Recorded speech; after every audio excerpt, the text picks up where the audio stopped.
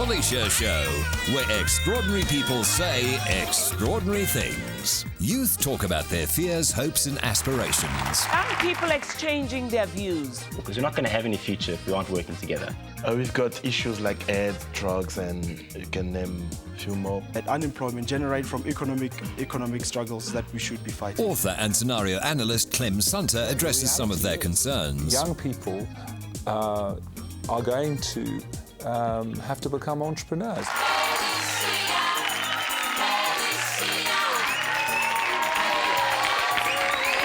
Thank you. Bravo. Young people exchanging their views. Welcome. It's time to hear what young people are feeling and thinking about. We are joined by students from Yale University who are here for King Leruo Tsekedi Molotlehi of the Royal Nation of Bafokeng's enthronement. We're going to talk to them about their views on South Africa, how they felt, what happened here, but more importantly, they can do something quite interesting. Ivy League students can sing? I have to hear that. Tell us a little bit more about the choir. What's the name of the choir? Oh, we're proud to be called Shades. Shades. Yeah. How did that name come about? Because you are shades of different people. Exactly. That's exactly how it came about. We're shades of many different colors, and that's what we try to emulate in our singing. Well, what's the first song you're going to give us? The first song we're going to sing is With You, and it will be soloed by Kevin Quinn. Right? Kevin! Let's give it to them. Thank you.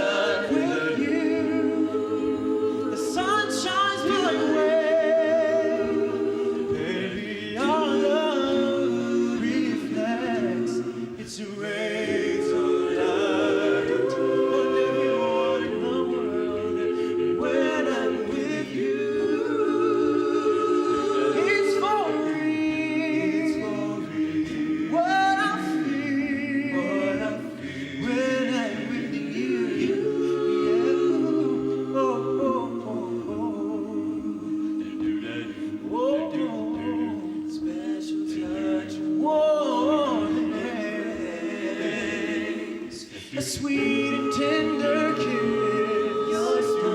Your smile, oh, but my heart so cold. Chewing my look in your eyes.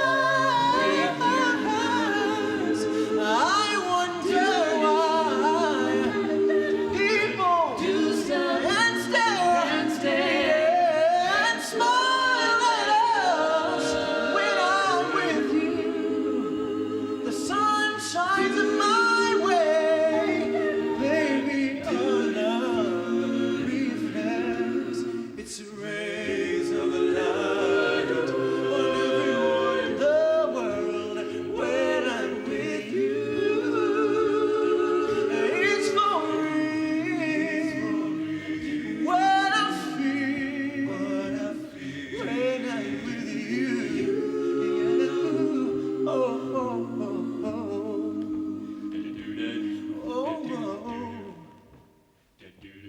I love you, baby. Yeah, yeah, yeah, yes, I do. Yeah, yeah, yeah, yes, I do. Oh, I give the world to you, baby. Oh, yeah, yeah. When I'm with you, it's for real. What I feel when I'm with you,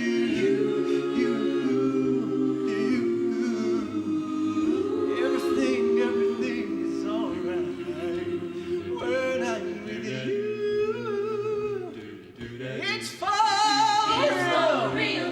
What I feel whenever you're around. It's okay. Come every day. It's alright when I'm with you. Nobody but you. Oh, honey, I love you.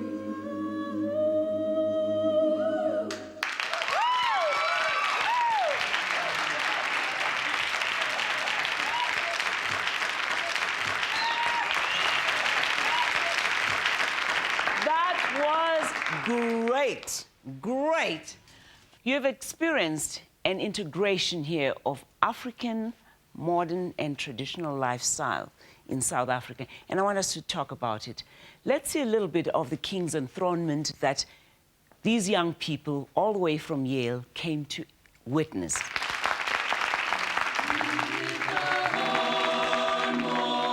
A mixture of Western pomp and ceremony and African tradition marked the coronation of Kgosi Leruo Tsekedi Molodlehi, 36th King of the Bafokeng Nation.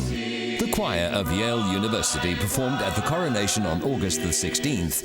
King Molodlehi remembered them with fond memories from his time at Yale. Their smooth African-American style added an international flavor to the event at the Royal Bafokeng Sports Palace in Rustenburg. Well, we're talking to young people about their views on South Africa and the world in general. And right here on stage with me, we have Peter, Lindsay, and Chantal, all from Yale University.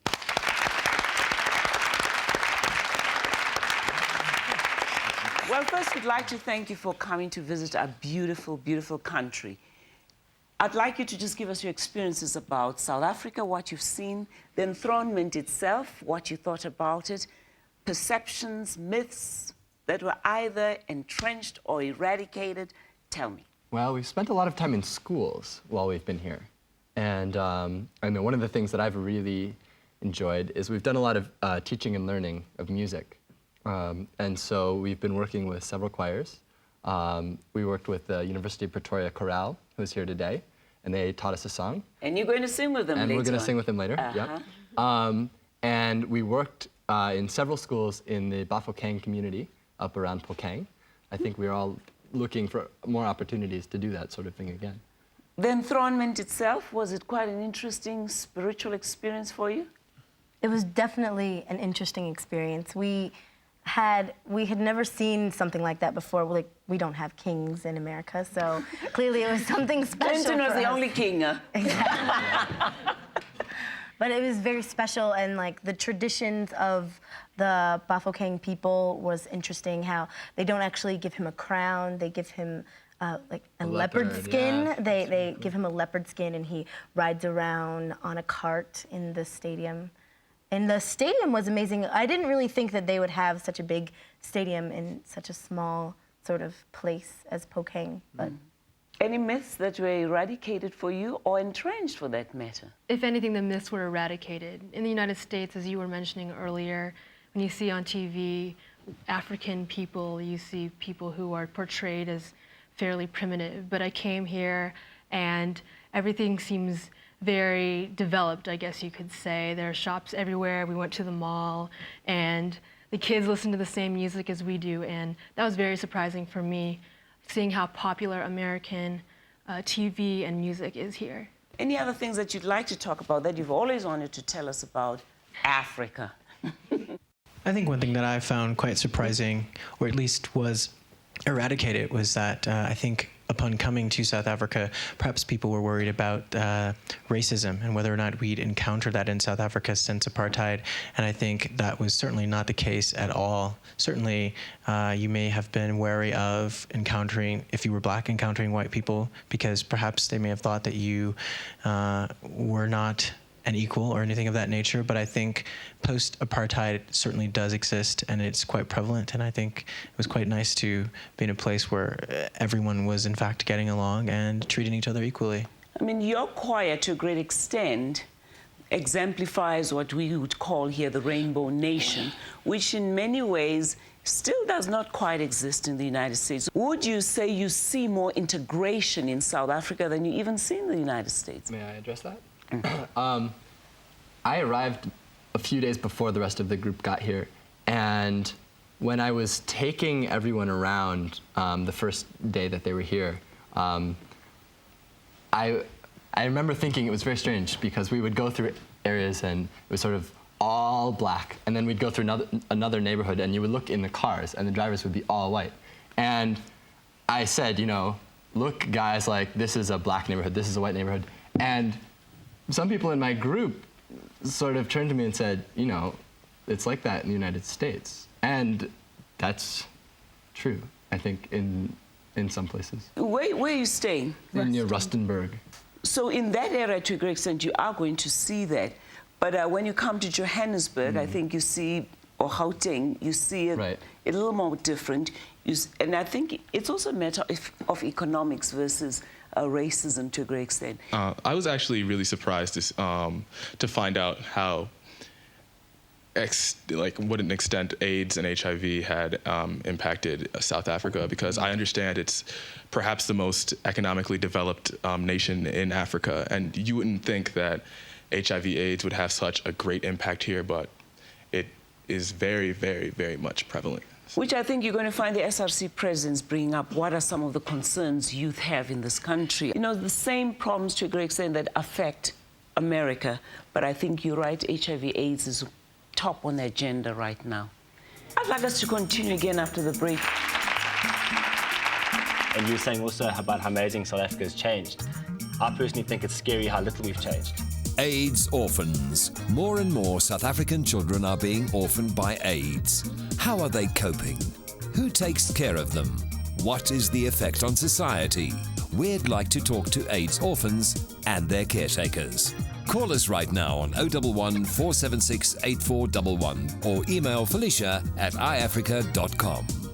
Felicia, where extraordinary people say extraordinary things.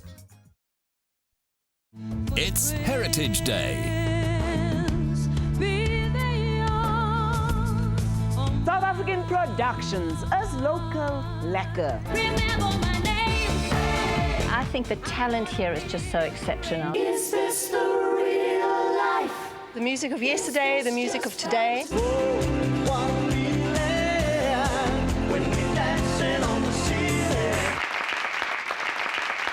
We're going to be discussing now with the Student Representative Council some of the concerns young people have. Unemployment, lack of education, drugs, you name it.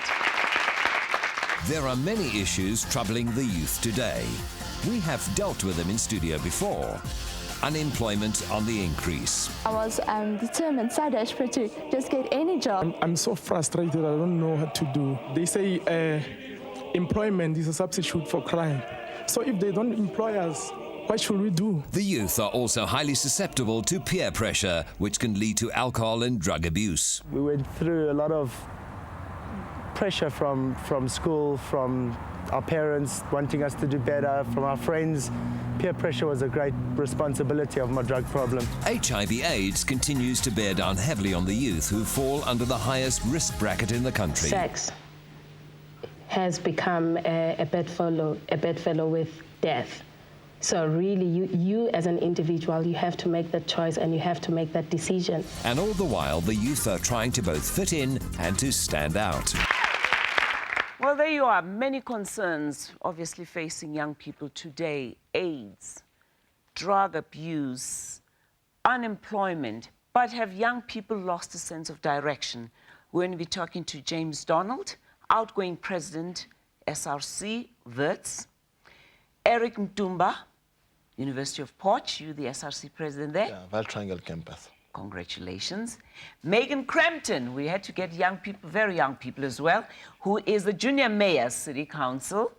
And Kaelo Mulifi, who I hear is a genius, mini City Council, huh? I hear you're a genius. Yeah, sort of. Why do they call you genius? That's their perception. I don't mind. They can call me genius. A's, huh? Yes. I like that. Let's start off with you, Mr. Genius. What's concerning you as a young person?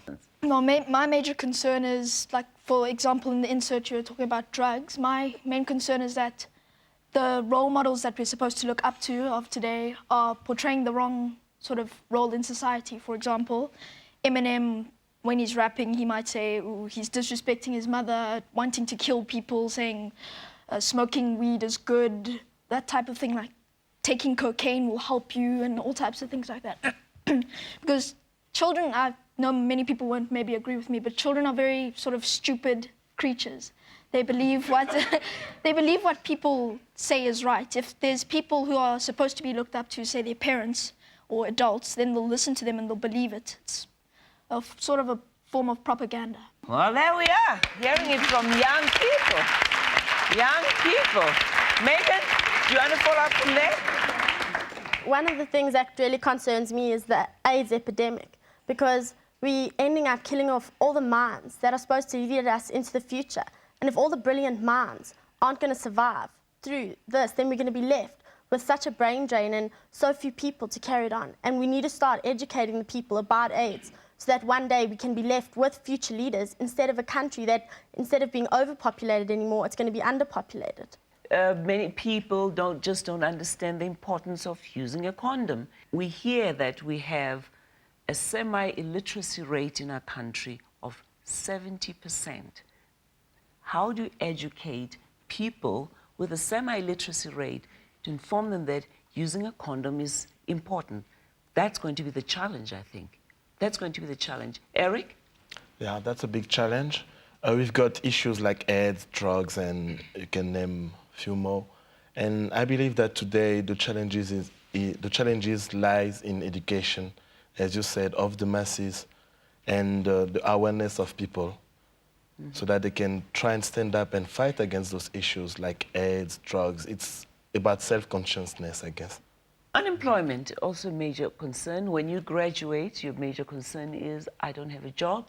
Unemployment in our country is also ranked at 40 to 45%, which means half the population of this country is not working.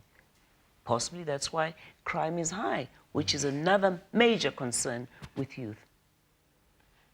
They're all big issues, and you were talking earlier about how do you pull everything together that youth are in about, and you were saying children are stupid. We're all stupid. My biggest thing is you're not spending enough time exposing ourselves to each other. I think what you meant is children are so gullible. Well, they believe anything they see. And I take it totally the point that he says. I know, I know. And what they see on television is real and true. But it also means it's easier to say it's someone else's problem, the same thing. AIDS is a perfect example, and so is unemployment. You always tend to think it won't happen to me, or you get stuck in little boxes. The point some of the American students were making very clearly, that it's so interesting to see out of a window black sections, white sections. It's become now the same, those living with HIV, those living without. And it's the same in cities like Boston and New York. People still live in boxes. And we have, in places like the kind of schools that you go to, in universities like Wits, in places like Yale, you get exposed to each other, so you talk about these issues, and you talk about them smartly, and perhaps you come to some kind of conclusions. But in other places, you don't have that kind of exposure, so you're not spending enough time together. And you were saying also about how amazing South Africa has changed. I personally think it's scary how little we've changed. And it's even more scary to go to the States, where 40 years ago you fought the struggle we did, and the changes there aren't anywhere near as progressive as you'd like them to be. So I think we need to be far more proactive about this stuff, about spending real time together, and not just talking about the issues, but doing things and seeing how other people are doing them. I think that's what you've got to build this foundation on, because we're not going to have any future if we aren't working together. And the division is still huge. It doesn't take much to realize where it is. It's easy to be happy, clappy, and feel together, but it only takes a little bit of pressure in the right place, no matter what society you're on, and the frictions come really quickly. I think that's a question we need to be looking at seriously as young people. I'd like us to continue again after the break, really.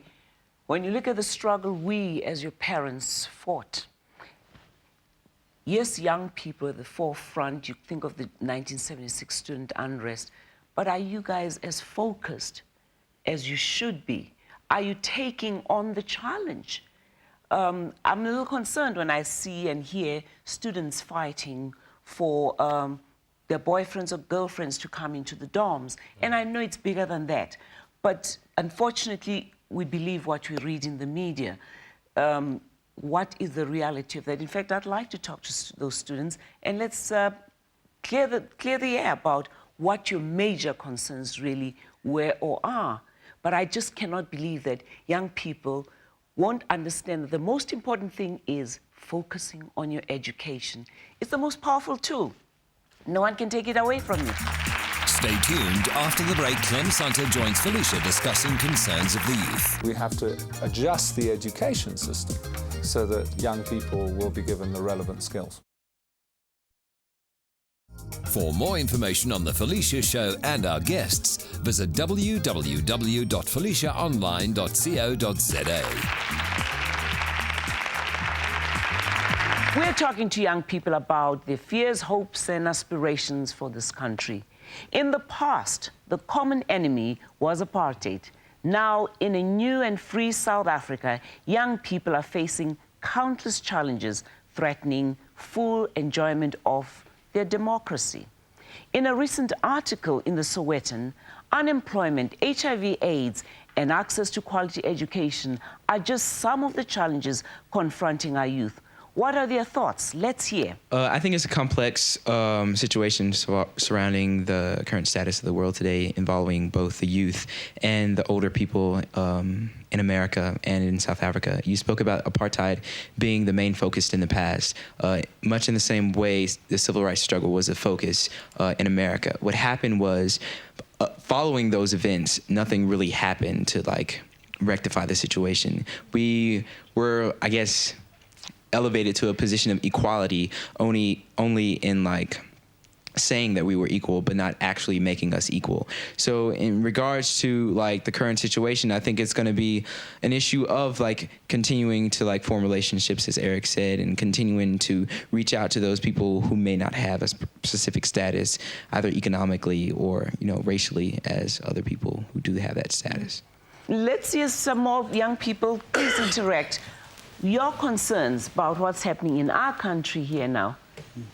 I feel that since the 1994 elections, you have had a lot of privileged few black minorities that have come in and enjoyed the privileges of South Africa, but they have left out the core of the struggle, which was the Ubuntu, the focus of living together and of bringing people and enjoying the benefits of our country together. And I think we as young people need to shift our focus and say, from now on, we're fighting an economical battle, because the issues of AIDS and of generate from that unemployment, generate from economic struggles that we should be fighting. But the only way to fight the economic battle is, or war is, through? It's through education and also job creation.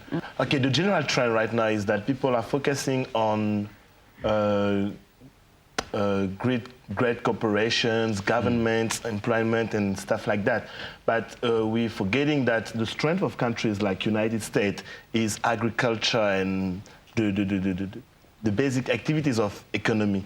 And I think sometimes we need to shift back and look at those activities as well, which are neglected in some of the African countries. Felicia now talks to Clem Santa about some of the youth's concerns. Well, thanks again, Clem. Here we are again with you. You've been a fan of this show for a very long time. No, but it's good things last a long time. And if you remember, we had that slogan, it's all about getting ordinary people to do extraordinary things. That's it. Now, what we ended up doing is we started calling them extraordinary people doing extraordinary things. Oh. And that's your slogan, in fact. That is really your slogan. Thanks again. Well, Clem, this program is about youth, their fears, hopes, and aspirations. One of their major concerns is unemployment. And is corporate South Africa doing anything about it? Look, it's a concern of youth everywhere in the world, because what's actually happening is the nature of work is changing. I wrote a book called Never Mind the Millennium, What About the Next 24 Hours, a few years ago, to say that both big business and government are basically becoming net job destroyers, because government is under pressure from taxpayers to run a lean and mean civil service, and big business is obviously under the threat of all its competitors in a globalized world to try and make more with less people. So ever since I wrote the book, basically big business and government have both been shedding jobs around the world. What does this mean? It means that young people are going to have to become entrepreneurs, and they're going to have to join medium-sized and small business. They're going to have to start their own businesses, which means we need an education system that teaches them entrepreneurial skills, which we haven't got at the moment. So that's why they are not going to get the experience they want in the corporate world, unless they want to just be interns without being paid. Well, yes, that is one thing. To open their doors for them? Yeah, you know, what one's going to try and do is have proper internship and mentorship programs, and give young people experience. You know, the reality is young people are going to have to become entrepreneurs, and to me it's a fantastic job. I mean, you know, you're your own boss. You've got to obviously raise the capital to back your idea. You've got to find a group of like-minded friends who have the same passion as you about a particular business. And you know, to me the real challenge now is how we get the banks here to provide capital for small business, because if we want to solve the unemployment problem amongst young people and get rid of their frustration, then we're going to have a proper capital market, which means loans for small business, equity in small business. When you and I were young, you got a good degree and you say, hello world, here's my degree, you've got a job. Now, a lot of people come out of school with a good matric, or university with a good degree, or technicon with a good diploma, and they say, hello world, and there's a big silence out there. And they then have to start saying, what is it that I can do that other people are going to pay me money for? And we've got to create a supportive environment, not for a single person to go out and do his own thing in a single employee business, but that people can actually join small and medium-sized business where the real action is, and get really satisfying careers out of it. Another concern they bring up is HIV/AIDS. Is the picture really that bleak? Yeah, it is, Felicia. I mean, you know, the latest antenatal clinic data is around 26% for pregnant women. Most people think the adult prevalence rate, people between 15 and 60 in this country, is somewhere around 20%. I promise you, if America had that rate amongst its adults, it wouldn't even think of Iraq.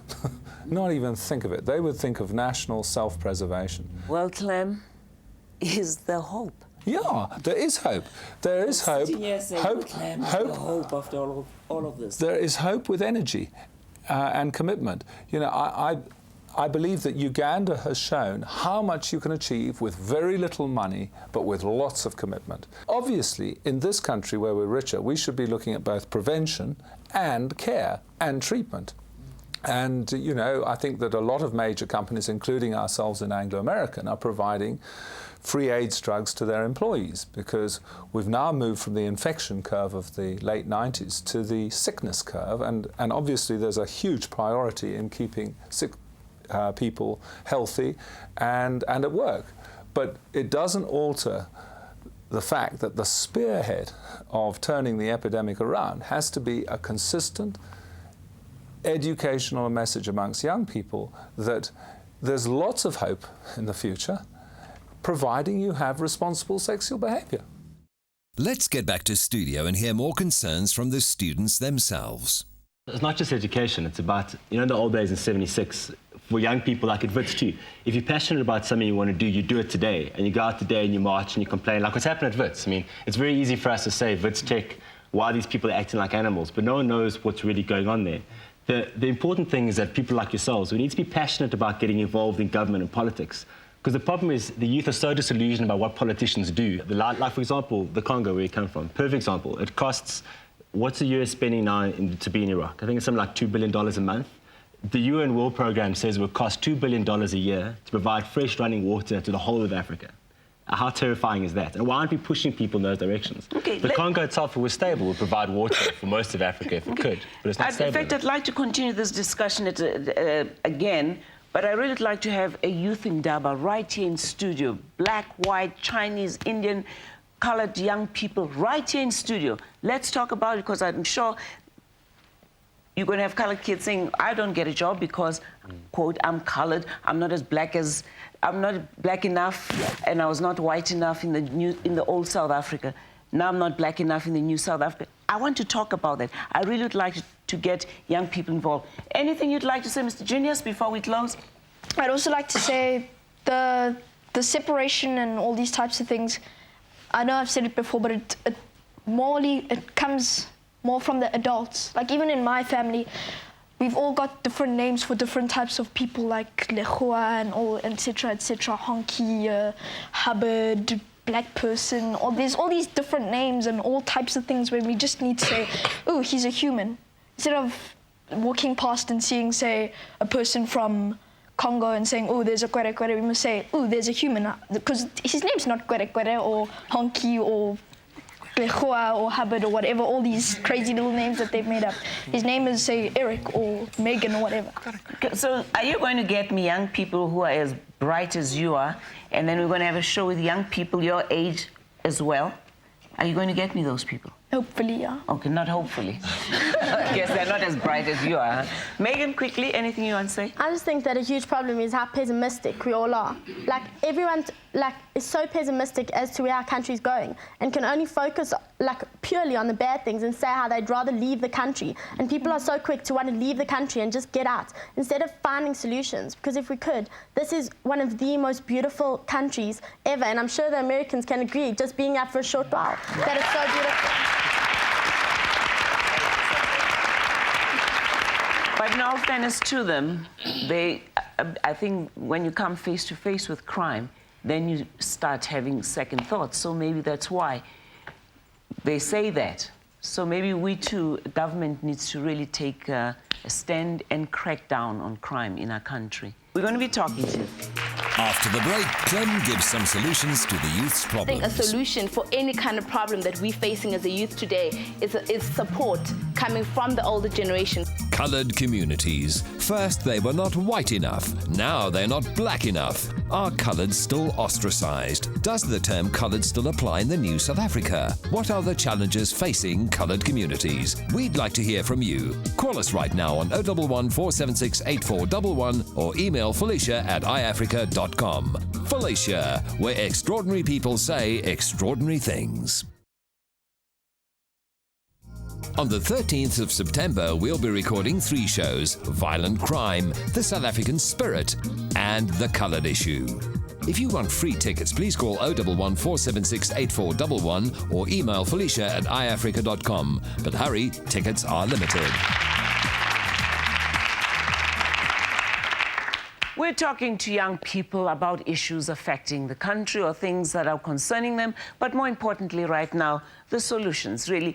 I know it's hard to have solutions of such major problems, and as I said, I really would like to have an indaba right here in studio with young people. We're going to have a little Kailo's age group, and obviously we'll have the SRCs and their students here.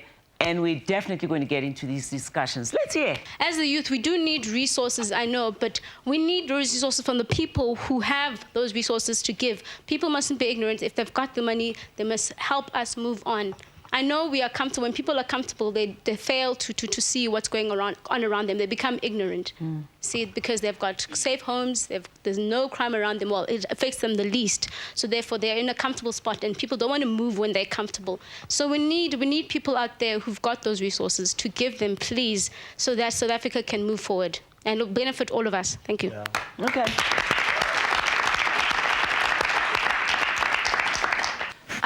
Felicia, one of the burning issues, and which is a question that you asked before, is the youth of today focused? And I mean, I think the answer is right in front of you. Here are people who know what they want, people who are educated, and people who are striving to achieve everything they want to achieve. And I think a solution for any kind of problem that we're facing as a youth today is support coming from the older generation. And I mean, it's also about resources. People want to come out, they want to speak out, but they don't have the platform.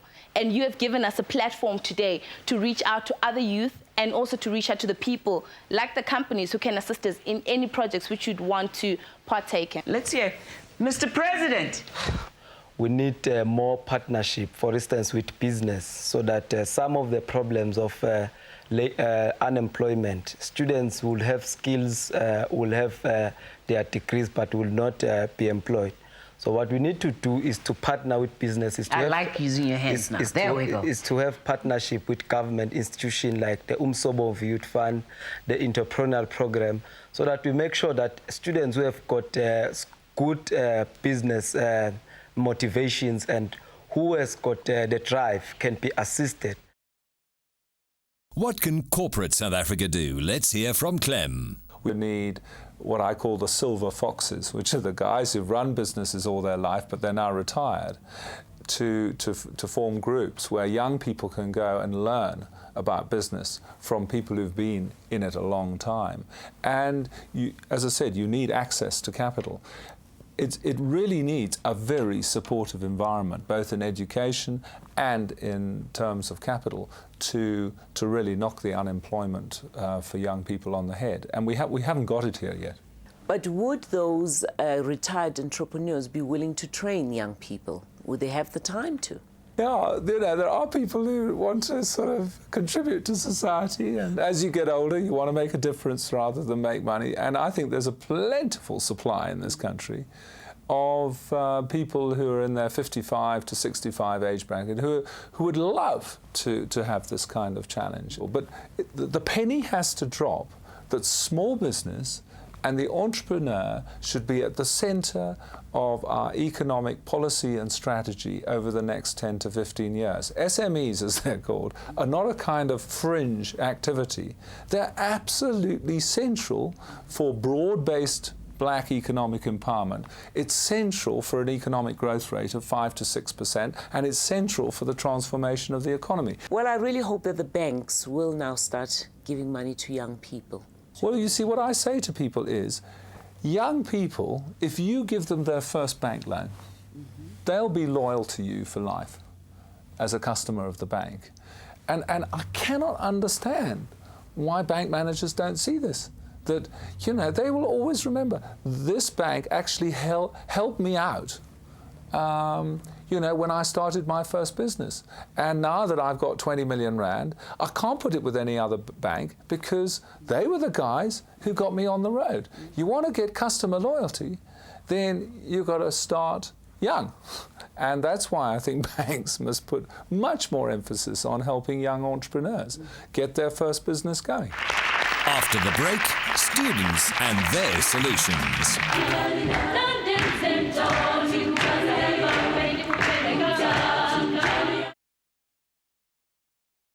It's Heritage Day. South African productions as local lekker. I think the talent here is just so exceptional. Is this the real life? The music of yesterday, the music of today.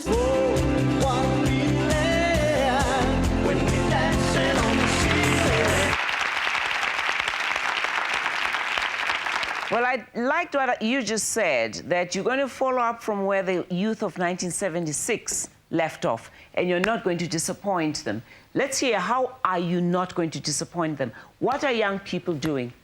Before we actually start targeting like corporate companies for assistance from them, I think that maybe like there was an old saying that says, okay, charity begins at home. You know what I mean? I think it's time that maybe children and their parents started interacting, because mostly parents think that children only start having worries at ages 17 and 18, and these things started tender ages of like 13 or 14. So if parents were to interact with us kids and like talk to us about things that happen, instead of just shutting us out, and talk to us about things that happen. I mean, I think that children growing up from ages 13 to 14, as they keep growing, they'll consider it as one of their moral values, and that's when like problems start to get less, because it teaches them sort of responsibility in a way. So parents should start reacting with young people at an earlier age. You're also quite heated before. We have got a duty to plow back to our community. We have got lawyers in our school, we have got doctors. They must go back to the community, understanding that we are members of the community before we are students. We have got a very strong community service. And in doing that, we'll be remembering the youth of 76 and we'll be respecting the older generation in a correct way. Okay, that's fine. Thank you. Hi, my name is Neba. Felicia, what I'd really like to say is, as much as we'd like to move on as the youth, I think we should still keep our parents and our adults as mentors, in a sense that we still gotta use them wherever we can. And I feel that as the youth, we need to move forward with our parents, together with them advising us as we go along. And that's what will make us better people in the future. Let me hear what you have to say. Mr. Mayor. Well, I just wanted to say, like they mentioned earlier, about parents interacting with the youth. I think that's one of the major things, because you know what? In school these days with education, you know, it's almost like the parents are hiding something from us. You know what? As a child, as a young age, tell them about what's happening. It's fact. It's out there. And then when they get out from school or when they get older, it's almost like a big shock to suddenly see, okay, look at all of this, and there's AIDS around. It's hard. What makes it hard? Parents always want to say, you know, you don't want to hurt your children a little bit more. I'm sure many parents can relate to this one. You're scared to tell your children about contraception and condoms because you feel like you're giving them permission to go and do it when you should be talking to them about it. I speak for myself as well. But I think that rather let them teach us at an early age, as you're saying, then let us grow up and experience out on the streets, you know. We need to know about it, and we should know about it in a comfortable environment where we can feel that we can talk about it to our parents, but sometimes the parents can't feel that they can talk about it to us. And it's better to experience it in our homes than on the streets, where we will experience it if we don't know about things like that. Clem Santa tells us what careers the youth should be looking at. Talking about young people being entrepreneurial, in 10 years' time, what jobs or what type of companies should be created? Well, you know, there's some jobs which are around forever, like, you know, pubs. And, you know, they've been around for 500, 600,000 years. And so there will always be small businesses which service the basic needs of human beings. And there will still be plenty of opportunities in doing that, enabled by modern technology. The kind of sectors which are opening up are obviously mobile telephones and communication. The internet is offering huge opportunities for kids, not only to open up businesses on the internet, but to actually publicize their businesses in the rest of the world. I think that another area which we're going to see huge growth in is biotechnology, essentially using genetic engineering to try and make crops more efficient. I know there's a lot of controversy over it, but you know, I think inevitably, in order for the world population to be fed, we're going to see huge advances in crops and, for example, in trees to provide wood for furniture and pulp for paper. You know, so, you know, as we've said in our scenarios, the two major driving forces into the future are microelectronics and information technology and biotechnology, and they'll offer a lot of opportunities for kids.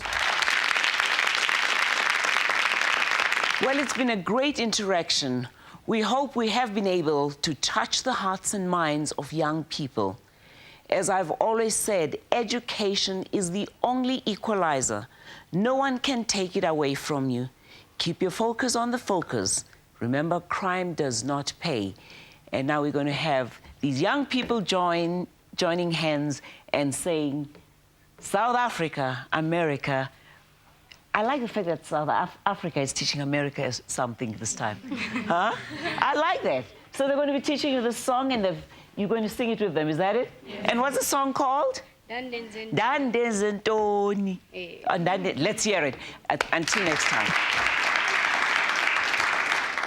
Dandenzentoni kubazali bami benikumbele kangaka.